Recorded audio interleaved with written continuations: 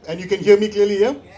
Okay, Assalamualaikum, Salam Sejahtera, good evening, ladies and gentlemen. First of all, I know your time is very valuable, and I really appreciate all of you taking some time to be with me this evening in Bangsar. I was told it's going to be a tough crowd. Yes. And there's going to be a lot of soalan panas. Soalan panas. Ada ke tak? Ada, inshallah. Okay, so what I'll do, ladies and gentlemen, I'll give you a sort of an overview, 20 to 30 minutes, and then we open for Q&A. Yeah, I would leave about 1 hour for Q&A, so we have double the time where I have to answer instead of you listening to me talk, right? Now, before that, why am I here? And I think I would rather answer that question in the negative, right? What am I not here to do? Let me start by doing that. What am I not here to do? I'm not here to defend anyone. Yeah, I'm not here to defend Dato Sri Najib. I'm not here to defend Rosma. I'm not here to defend any of those people, right? Jolo, yeah, I'm not here to defend Jolo. I'm here as a spokesman from 1MDB, yeah, 1MDB, a government-owned company, and I'm here to give you the perspective of the company. I'm not here to convince you tonight, yeah, because I'm not here to argue with you either, ladies and gentlemen.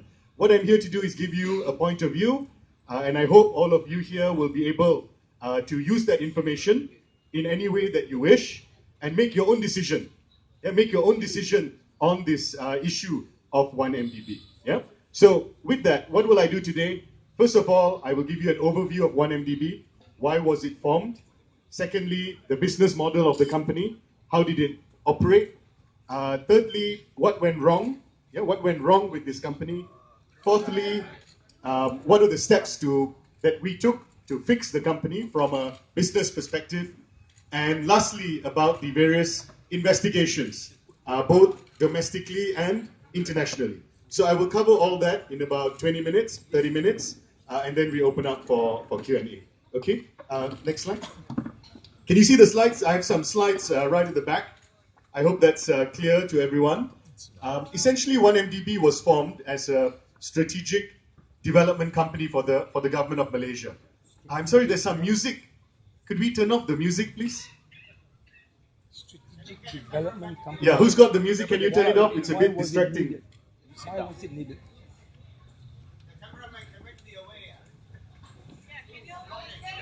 Okay, anyway, we'll continue. I'll continue. Yeah, why don't we get these guys to move away? Yeah, They're too focused on you. I think yes. Can Yeah. Gentlemen, cameraman, can you please move? Good idea. Thank you, sir. Could you move aside, please, sir? Because we want the rakyat and the people to hear and to have a good view. Tolong masuk tepi sikit ya supaya tak blocking semua. Terima kasih. Ambil gambar rakyat, lagi bagus. Terima kasih ya. Kalau Gambar dia tepi dah sikit banyak ya. Or this We side, don't need please, any yeah. more pictures. Sorry, ladies and gentlemen, that's a good suggestion. We want to implement good suggestions. So 1MDB was formed as a government development company. Two key objectives. One was to rationalize the independent power producer sector, to buy over some private IPPs, combine that into one company owned by the government, and to spur further consolidation and competition in that sector. Second objective was to develop strategic land belonging to the government of Malaysia, and land in Tun Razak Exchange, 70 acres, and Bandar Malaysia, 486 acres. I'm sorry, that noise is really loud. Who's playing this music? Motorbikes. Ah, gosh. Okay, I just have to speak louder. Yeah! Nanti macam ceramah politik pula. Okay, ladies and gentlemen, I'll raise my voice a bit. So these were the two objectives of the company, as well as to do CSR and bring in foreign direct investment into the country. Next slide. But before 1MDB became 1MDB, it was TIA Berhad, Terengganu Investment Authority Berhad, a company wholly owned by the government of Terengganu. During that time, amongst others, Joe Low was appointed as an advisor to TIA in April 2009. In May 2009, Joe Low stepped down from TIA Berhad. In July 2009, the federal government took over TIA Berhad and it was renamed into 1MDB. So this is the link, right? This is the link of Jolo into the story of 1MDB, or rather the start of the link. And as you know and I know, his name appears later on in the 1MDB story. So we can cover that as we go along. But I think important to highlight here, Jolo's involvement was with TIA Berhad, the precursor company to 1MDB. Next slide.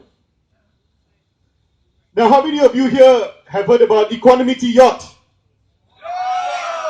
How many of you here have heard about 2.6 billion in Najib's accounts? How many of you here want to party with Paris Hilton?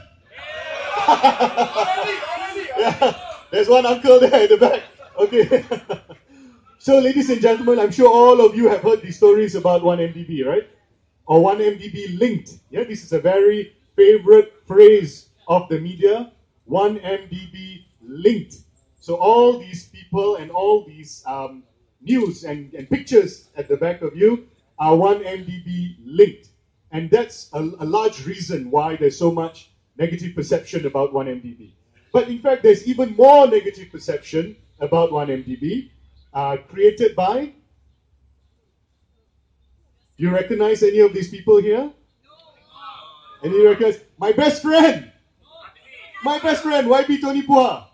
Each time he makes a statement about 1MDB, he mentions Arul Kanda. That's how I become so famous, ladies and gentlemen. Right? Okay, that's a good point. That's a good point, yes. So I took over 1MDB January 2015. January 2015. After all these problems and after all the allegations happened, or events that happened, was after I came in. So I hope that's clear. Thank you for that point earlier. Yeah. But essentially, ladies and gentlemen, in my view, and I appreciate you may not share this view, in my view, 1MDB is actually a business problem. At the heart of it, it is a business problem. But this business problem has been politicized. It has been made into a political problem, right? That's great. I encourage the feedback. Thank you. As I said, my opinion, and we accept your opinion. Yep. At the end of the day, we all have our opinions, but we can continue with the talk, boleh tak? Can or not? Can I continue? Boleh? Yes. Okay, thank you. Next slide. Wow, tough crowd, man, tonight. Really tough crowd. Kena grill. Panas. Okay, so an example. I think somebody asked just now, what is PM Najib's involvement with 1MDB? There was a question just now. So if you look at the slide, yeah, if you look at the slide, 1MDB before 2016, there was a board of advisors, Lembaga Penasihat, in 1MDB, and the chairman of the board of advisors was at that time Datuk Sri Najib. Okay, board of advisors. Then 1MDB has a board of directors, senior management, and it is administered, or the shareholder is MKD, Menteri Kewangan Diperbadankan, or MOF Inc. MOF Inc. ultimately is the corporatization of the Minister of Finance, but on an administrative day-to-day basis, there is a department in Kementerian Keuangan, there is a department called MKD, where there are civil servants that act as administrators for the investments of government-owned companies. So, for example, Petronas, Khazanah, etc., are all managed by this unit MKD in Ministry of Finance. Now, under the law, under the Companies Act, under the laws of Malaysia, 1MDB is a company. And as a company, the power and the responsibility for decisions of the company are at the hands of the senior management, board of directors, and the shareholder, as MOF Inc. or MKD, right? The board of advisors does not have any power or any authority under the law. Okay? Just to clarify. Next slide. But that's how is that misleading? Sorry, who said that? Yes, sir. Can you keep that for the Q&A, sir? Yeah? We'll keep that for the Q&A. Okay? Great. So, but please hold that. I just want to hold that question. Thank you. So, one question already for Q&A. Ready? Yeah? Now, in terms of the business model of the company, how did 1MDB do its business? How did it operate? Essentially, 1MDB is a debt-funded company. Debt-funded company. The company borrows money and uses the money to buy assets.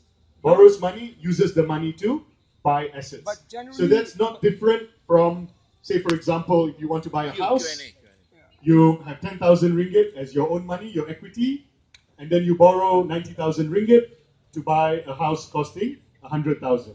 In 1MDB's case, its own money was maybe 1 ringgit, and it borrowed 99,999 ringgit in order to buy the assets, right? So, but as you can see from this chart, each time the company borrowed money, the red line, each time the company borrowed money, the assets went up. So it used the money to purchase assets. And the assets have always been higher than the debts of the company. Next slide. Okay, next point. Tun Dr. Mahathir. Tun Dr. Mahathir has said a number of times that 42 billion ringgit hilang from 1MDB. Yeah, 42 billion is missing. That's the allegation made by Tun Mahathir. But we have presented to the PAC, Public Accounts Committee, which has 14.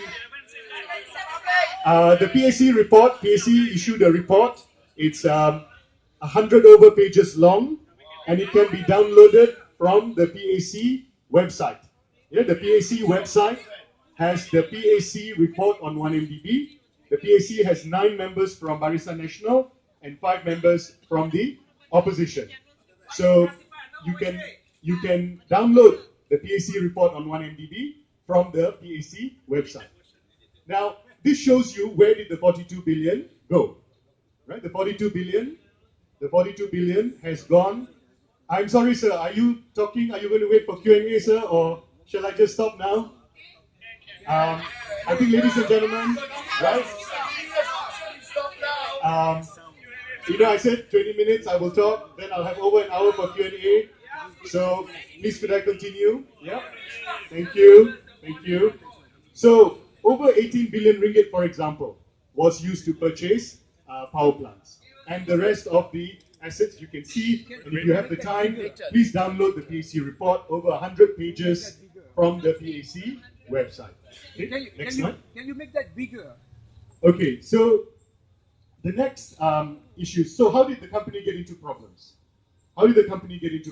You have a government-owned company, 100% government-owned company.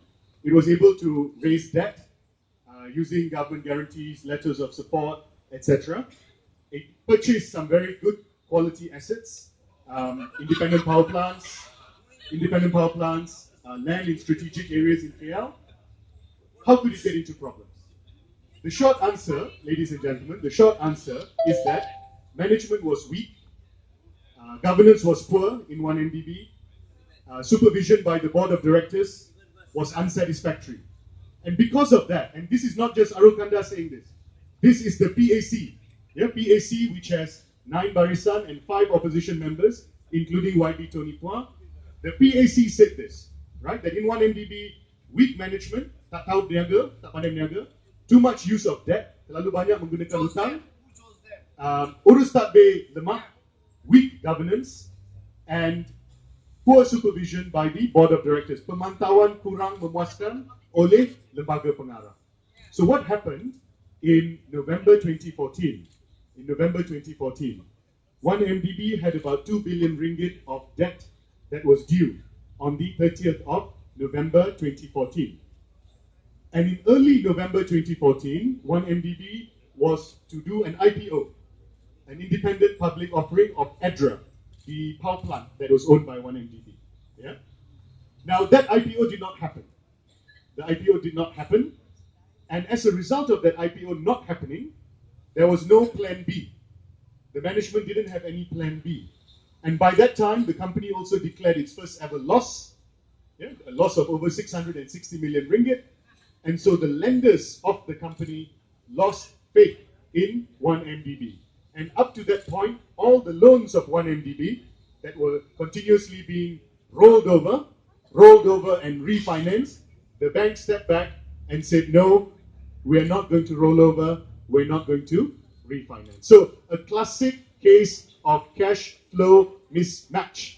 Cash flow mismatch. The company's outgoings were higher than the incoming money into the company. And there was no plan B, there was no alternative plan by the management, and therefore the company went into difficulty. So that's where I come into the picture. In December 2014, I was interviewed by the board of directors. I have a background in law. I've got a 3 years LLB, LLM, barrister in the UK. I then went into investment banking, and during the global financial crisis, I built a specialty in restructuring of companies. Yeah, restructuring of companies. So I was brought in to do the corporate restructuring of 1MDB. Corporate restructuring of 1MDB. But at the same time, in March 2015, the government or the cabinet requested the Auditor General Department, Jabatan Audit Negara, Jabatan Audit Negara, to conduct a special audit on 1MDB. And for the results of that audit to be presented to the Public Accounts Committee or PAC. Yeah, so the government commissioned a special audit from Jabatan Audit Negara, and for Jabatan Audit Negara to present to the PAC. So there were two parts to the 1MDB issue: the business solution, which was my responsibility, and secondly, the investigations, which is the responsibility of the relevant authorities in Malaysia. Yeah. And so, as a result of that, you will know that the PAC published a report, and at the same time, on the business side, we implemented what's known as a rationalization plan. Next slide. So, in summary, the business part, the business resolution of 1MDB. This company borrowed money to buy assets. The company did not have enough cash flows to repay the borrowings. Therefore, we made the decision, number one, to reduce debt from 50 billion ringgit at its peak. 50 billion ringgit. EDRA was sold, the IPP was sold, and as a result, the debt today stands at 31 billion ringgit. 31 billion ringgit. So that was the first step. Now all the short-term debt was repaid, all the bank debt was repaid, and today what we have is long-term debt in the company. Step two is to develop the real estate assets belonging to the company. Yeah, real estate assets belonging to the company. These are long-term or medium to long-term development. That medium to long-term development will generate cash flows, and that will repay the medium to long-term debt. There is a third part. Which is to monetize investment portfolio of the company, the so-called unit units, and also a settlement with IPIC of Abu Dhabi, and I can get into that later in the Q&A if anyone has specific questions on that. But in summary, all the short-term debt is repaid, all the bank debt is repaid. What we have left is long-term debt, which is now matched to long-term assets. Next slide. So what are those long-term debts? There are 4 bonds, 1 sukuk and 3 bonds. They are due in 2022, 2023, and 2039. You can see on the chart how will those debts be matched. As I mentioned earlier, they'll be matched against real estate development, and they'll be matched against the monetization of company assets. Okay, so this is the plan. Inshallah, the plan can work, right? But there is also another part, ladies and gentlemen. As I told you, this is only the business part of it. If anyone wants details of the cash flows, the details of the cash flows are in the PAC report on 1MDB. You can download that from the PAC website. The cash flows and the assumptions behind the cash flows are in that PAC report. It's a lot of detail to go into here, but I just want to give you the source. Those who are interested, you can please download that report. Yeah. Next slide. So what about the investigations? And I think this is the thing that is most interesting to everyone here, right? Most interesting. First of all, SPRM or MECC came in as part of a task force raid. Yeah, they raided 1MDB, police, MECC raided 1MDB in July 2015. 2015. July 2015. All of 1MDB's documents were taken, all the computers, hard disks, etc. were taken, and they're currently still in the hands of PDRM. But the MACC, having done its review, they determined that there was no elements under MACC's oversight. So they passed on the investigations to the police. Yeah, so PDRM today is handling that. Again, just to be clear, I'm handling the business part. Investigations part is being handled by the authorities in Malaysia. Now next, the Bank Negara Malaysia. Bank Negara Malaysia conducted nearly a one-year investigation on 1MDB. In April 2016, Bank Negara Malaysia imposed an administrative compound, which is a fine. Yeah, it's basically a fine on 1MDB because 1MDB did not fulfill or breached certain conditions of Bank Negara approvals in relation to transfer of funds. So that fine was made as a result of 1MDB breaching its approvals, the approvals of Bank Negara. After that, we had the Jabatan Audit Negara, or Auditor General Department. They prepared a report that was presented to the PAC.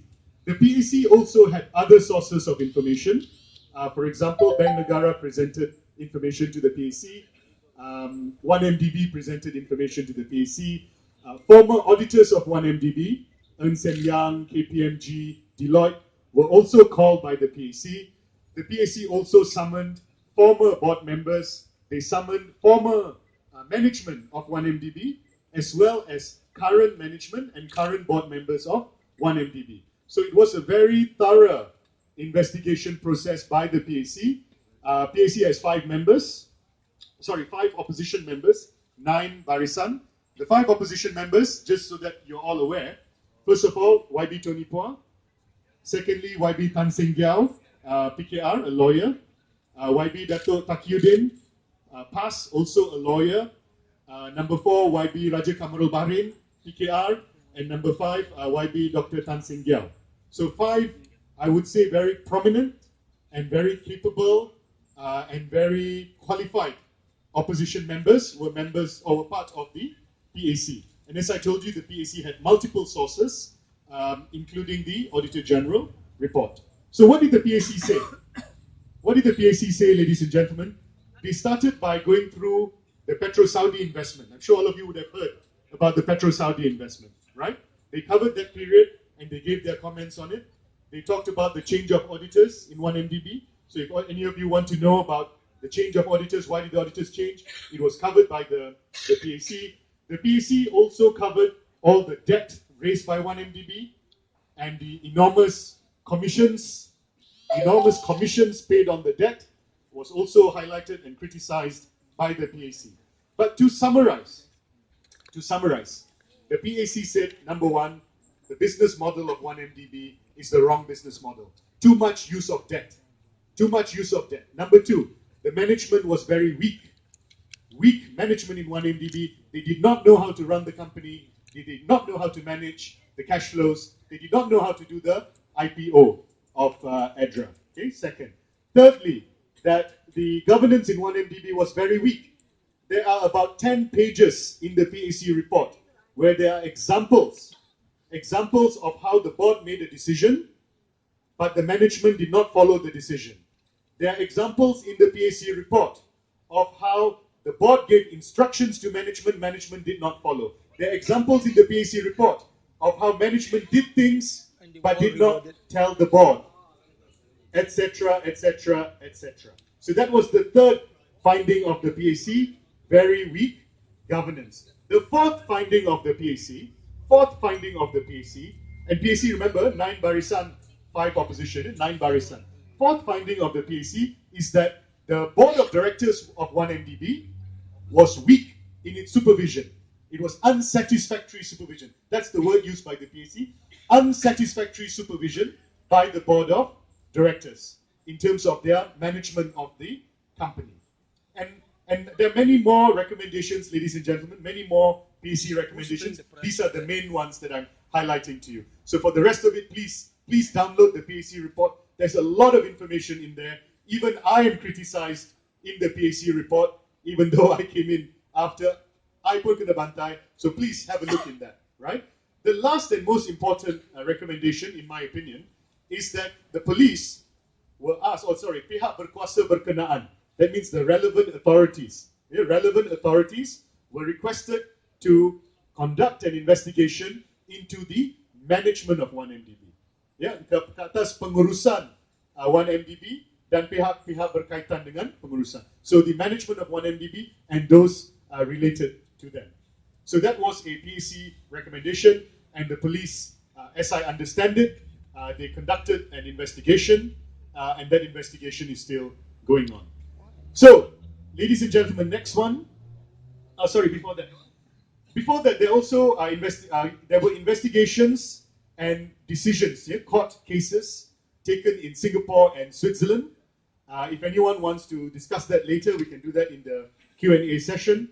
But just in terms of summary, in Switzerland and in Singapore, those who were found guilty, those who were fined, and those who were put in jail are bankers and banks. Bankers and banks. No customer of any bank in Singapore or Switzerland until today has been found guilty. Right? Let's be clear about this. Yeah? Until today, no customer of any bank in Switzerland or Singapore has been found guilty. Action has been taken against bankers and banks. Now, in the US, it's a different story. In the US, the DOJ civil lawsuit is a different story altogether. It is not against bankers. It is not against banks. The DOJ civil lawsuit is against clients of the banks. And they are named individuals. For example, Low Tek Jo, Reza Aziz, Khadim Al-Kubaisi, Muhammad Al-Badawi. They are named individuals in the DOJ lawsuit. So very different from Singapore and Switzerland. Now, just to wrap up on the investigations, I just want to give you an overview of the DOJ lawsuit, and we can then discuss that in Q&A later. Next slide. I'm sorry, all my slides are in Malay because so far most of the sessions have been held in predominantly Malay areas or Malay crowds or crowds that are not in English, so I apologize for that. But I trust everyone here can read them. Yeah, you can read the slides. So the DOJ civil lawsuit was first filed in July 2016. July 2016. There was then an updated document in June 2017. But until today, that case has not yet gone to court in the US. I think all of you here are familiar. All of you here must be familiar with the allegations contained in that lawsuit. I think some of you here may have also seen YB Tony Pua's videos that have just come out yesterday and today. They give a very good overview of the allegations contained in the DOJ lawsuit, right? Well, we don't know because, so the question was, is there any truth in the DOJ lawsuit? The answer, sir, is we don't know because, yeah. Okay, but let me explain. He asked a question, legitimate question, fair question, fair question. So, the DOJ lawsuit has not yet gone to court. At this stage, it is only allegations, just like YAB Lim Guan Eng's case, the bungalow case. It has only just gone to court. It has only just gone to court. We cannot say that he is guilty. Yeah, let's be clear. No one can say Lim Guan Eng is guilty because the case has just been filed in court. Same thing with the DOJ lawsuit, ladies and gentlemen. It has just been filed. I'm sorry, ma'am, if you have a question, you can ask it later. We'll definitely give you a chance. The DOJ lawsuit has just been filed. Until today, it has not yet gone to court. There has not been a hearing. There's not been a defense. There's not been a court decision. And therefore, we cannot say whether those allegations are correct or not. Yeah, I don't know, sir. I'll have to wait, just like you will have to wait. But what is important, in my view, is we must understand this distinction. We cannot claim that what is in the DOJ lawsuit are the facts or the truth until there is a competent court that has decided on that and says that that is the facts of the matter. So this is something important. The DOJ, and just to let you know the latest, in October 2017, the DOJ requested the court to postpone the case for another 6 months because the DOJ and the FBI are conducting a criminal investigation on this matter. Until today, we have not had any update from the DOJ on this issue, so we'll have to wait. But in March 2018, the DOJ requested another 6 months extension. So this civil lawsuit has not yet gone to court because of those extensions. As for the criminal case, so far no further update. It's been 2 years now. We're still waiting for this case to go to court. Now, one final point on the DOJ lawsuit. In March 2018, the DOJ signed a settlement agreement with Reza Aziz, one of the named persons in that lawsuit, where he agreed to pay a settlement of 60 million US to the DOJ. This settlement was done with no admission of guilt. Yeah, there was no admission of guilt, and there was no civil or criminal liability on the part of Red Granite Pictures, or the part of Reza Aziz. And final point, the fact of that settlement cannot be used against Reza Aziz or the shareholders of Red Granite Pictures in any civil or criminal transaction that the DOJ or FBI may bring. Yep. So just you've got the full picture now, ladies and gentlemen. That's the background. DOJ has in fact settled with one of the key players in that DOJ lawsuit. So now, I've told you all the bad things, right? All the negative things about 1MDB, right? All the negative things. I just want 5 minutes to just tell you a little bit about the good things as well. Okay, just 5 minutes. All right? I spent 20 minutes on all the bad things, just 5 minutes on the good things. Is that a fair balance? Boleh ya? Boleh. Okay, next slide. Okay, first of all, under Yayasan 1MDB, 1MDB Foundation, 1MDB Foundation received contributions from third parties and also contributions from 1MDB when the company used to make profits in the past, right? Amongst others, about 20 million ringgit has been contributed to Sri Murugan Center, for example.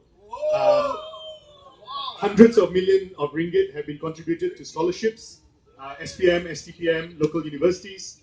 5 million ringgit to Institute Jantung Negara for them to buy a mobile clinic to go to rural areas.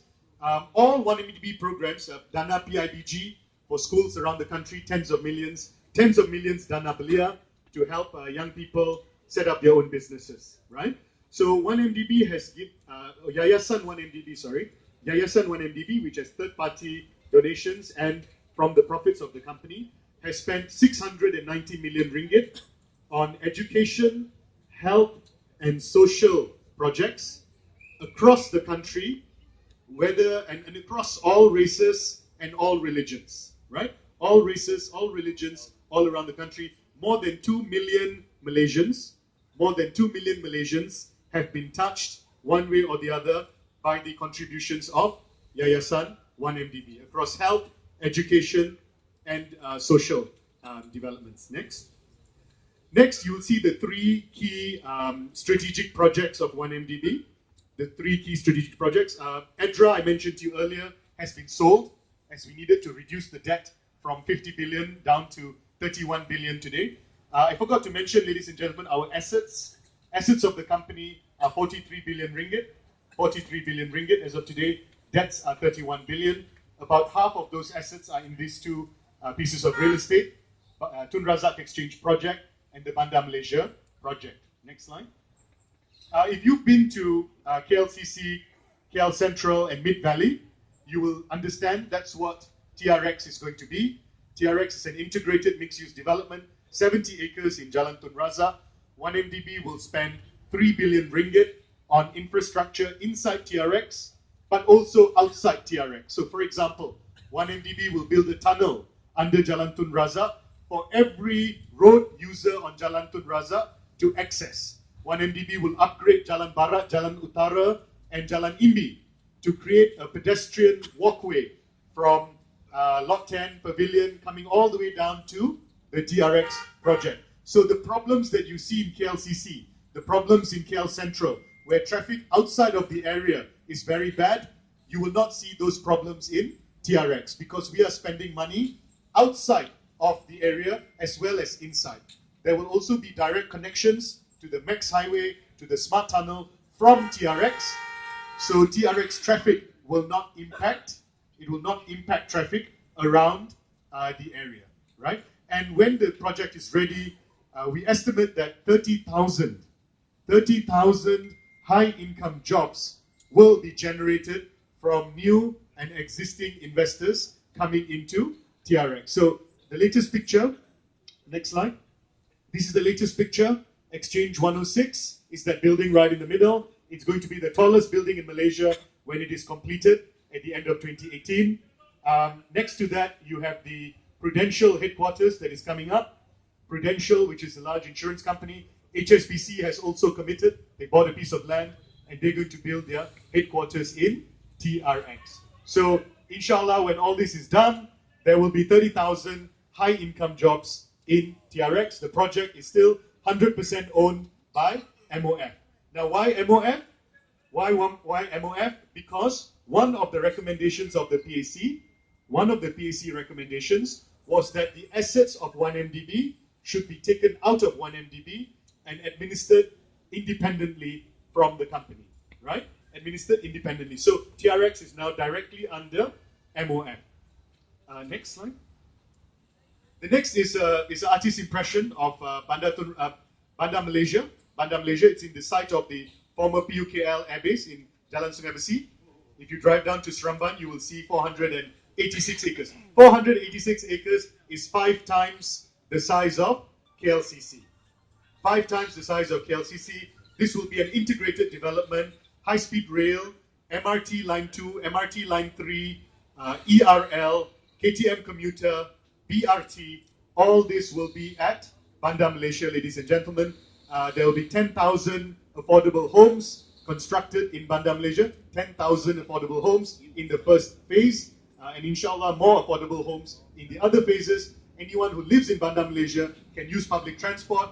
There's no need to use vehicular traffic when one is there. Again, this project is now 100% under the MOF, and right now the MRT has already gone in. MRT project has started. Next slide. In order to get the land in Banda Malaysia, 1MDB had to construct or upgrade, construct from scratch or upgrade 6 bases for the Air Force and 2 bases for the police air wing. Yes, 6 bases for the Air Force and 2 for the police air wing. The total cost of the development is 2.7 billion ringgit. 1MDB's contribution is 1.6 billion ringgit, and there's a 1.1 billion ringgit grant. So these projects are now nearly complete. Some of them have now opened, they're done. The remaining few are nearly complete. Once all that is completed, then 1MDB will get access to the land in order to, or rather now MOF, because MOF has taken the project. Once all these are completed, then MOF will get access to the land in order to construct Banda Malaysia. So last slide, ladies and gentlemen, a picture of the HSR. The terminus for the HSR will be in Banda Malaysia, and according to our estimates, once Banda Malaysia is complete, it will be a 20-year project at the very least. 20-year project. There will be over 200,000 jobs created in Banda Malaysia. So, ladies and gentlemen, let me summarize whatever I told you so far. Number one, 1MDB was a wholly owned government company, used to be TIA Berhad. Jolo was an advisor to TIA Berhad. He resigned before the federal government took over. Once the federal government took over, they narrowed down the focus of the company to 2 main things. Number one, to rationalize IPP sector, to create one new strong company to compete in the energy sector, and secondly, to develop land belonging to the government. But the business model of the company was wrong. The company took on too much debt. It could not execute the projects fast enough. The management were weak. They were not able to IPO the company. they were not able to develop the real estate, and as a result, the company faced a cash flow mismatch. Cash flow mismatch. And because of that cash flow mismatch, because of the loss in the company, the lenders lost faith and requested that their debts be returned, and the company went into difficulties. I was brought in, new management was brought in. My focus was on the business part of the company, and on that business part, what have we achieved? We have reduced the debt from 50 billion down to 31 billion. The remaining debt is now matched against long-term assets of the company. International investors have come in and committed to TRX, HSBC, Prudential, Mulia Group. TRX project is moving along. Fourthly, the relocation and construction of the new bases has now completed or nearly completed, and the land in Bandar Malaysia will soon belong to the MOF as a result. So on the business side, the company is now in a stable position. The business problem is now settled. But on the investigation side, PDRM is continuing with its investigations. They're still holding all the documents of the company, all the records of the company are still with PDRM. Singapore and Switzerland have fined and put people in jail, but those people up to today, those people are banks and bankers, not the customers. The US has taken a different approach. The DOJ is going after customers. For example, Reza Aziz, Jolo, Kadim, and Muhammad Badawi. However, one of those people has now settled with the DOJ because that case has been dragging for more than 2 years now. So that's the overview, ladies and gentlemen. Thank you for listening. Thank you for giving me a chance to share the company's viewpoint. Let's now go to Q&A. If I could please make a request, please ask your question